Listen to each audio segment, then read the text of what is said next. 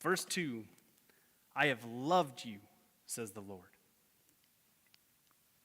This is the foundation everything else is laid on.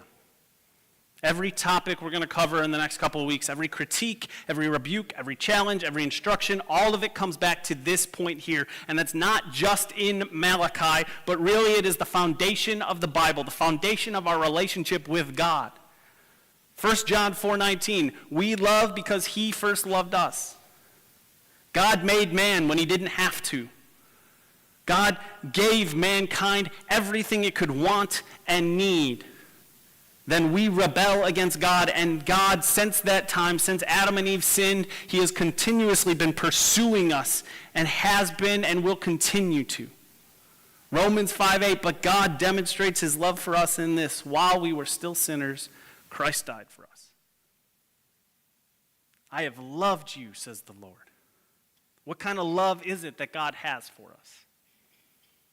He has a loyal love. The word in the Old Testament is hesed, often translated mercy, or steadfast love, or loving kindness, grace. It's a complicated, big Bible word. It's more than a feeling or a thought. It's an action. It's a way of interacting and engaging with someone. It is an intentional consideration and care for another person. Hesed is how God deals with us. It's how we are to interact with one another and the world around us. A loyal, loving kindness. A commitment to care. One that is not dependent on the recipient's goodness or lovability.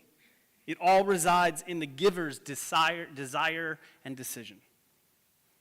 In Genesis 15, God promises Abraham descendants as many as the stars in the sky or sand on the beach.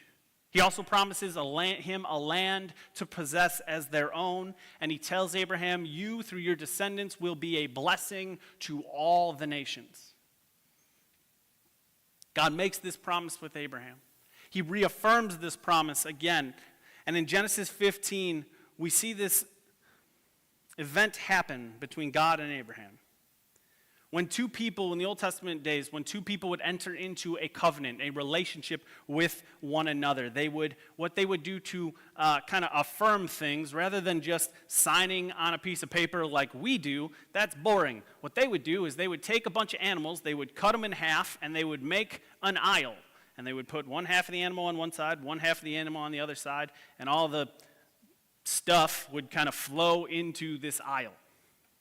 And each person would walk through the path that they created.